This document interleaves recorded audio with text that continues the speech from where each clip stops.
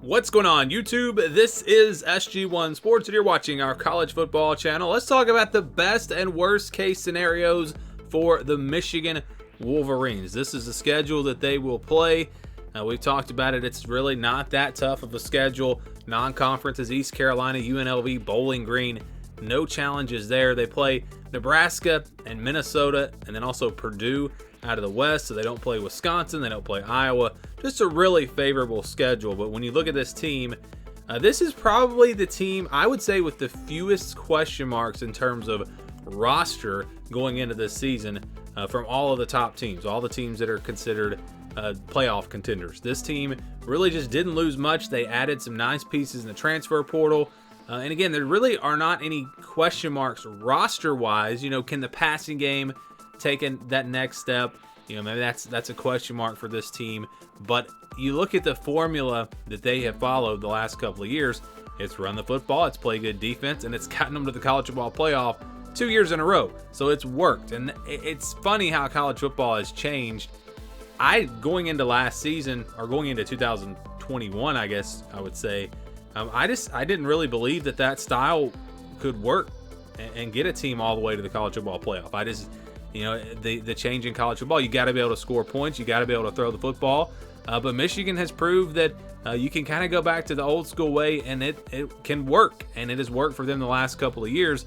And so when you look at this schedule and you look at potential losses, potential games where they could trip up, there just aren't many games because of the way they play.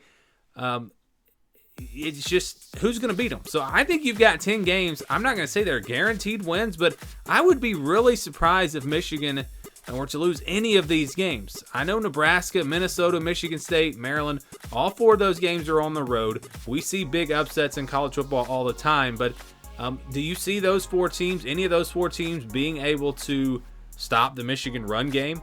I don't. And I think Michigan's defense is good enough to win all those games. It's just really none of them are, in my opinion, real legitimate challenges to Michigan. Again, I'm not saying they can't lose any of those games because upsets happen. They could have a really, really bad game. They could commit 4 or 5 turnovers. They could have a bunch of penalties. They could, the crowd could get to them. Things happen in college football, obviously. But that's another thing about the style that they play. They don't throw the ball a whole lot, and they don't turn the ball over, and they're a very disciplined team. So they really don't beat themselves, and that's why, because they're just going to be so much better than those teams. I don't see those teams really having much of a chance.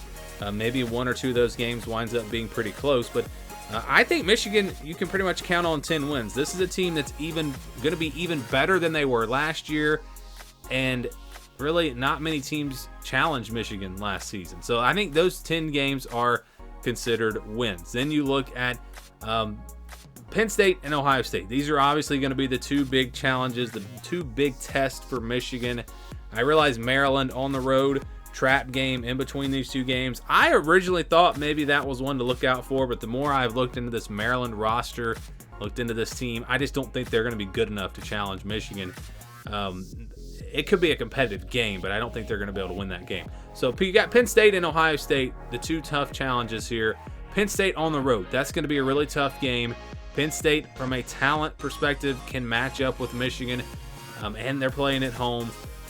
That's going to be a tough one. And then for Ohio State, I know Michigan has won the last couple of years, but I really feel like Ohio State, if they come out super aggressive like they did against Georgia last year, and like they did really in the first half against Michigan last season, Ohio State's got a chance to win that game. So those are both going to be tough tests, but Michigan can absolutely win them both.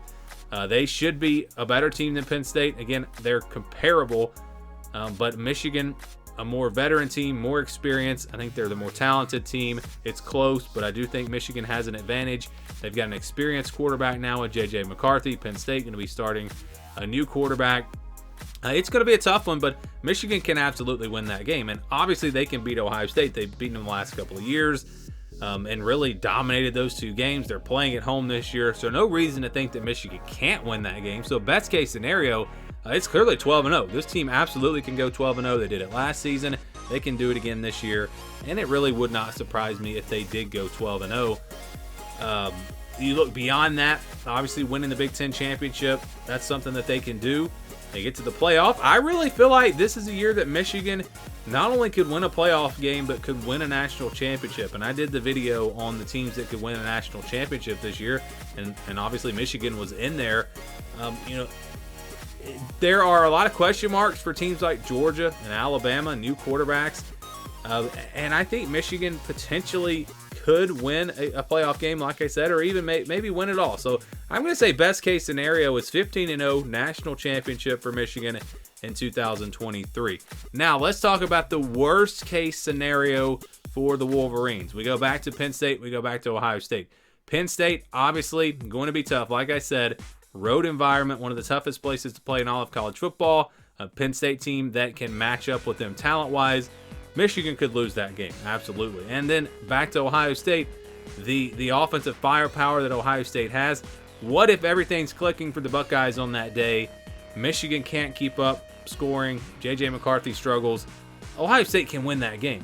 If you're thinking that Michigan has no chance of losing that game just because they've won the last two, that's crazy. They could lose that game. So worst case, they lose both of those games. They go 10-2. But I don't see any way that they are worse than 10-2. So 10-2 worst case scenario, 12-0 best case scenario. Those are my thoughts on the Wolverines. What are your thoughts? Let me know down in the comments below.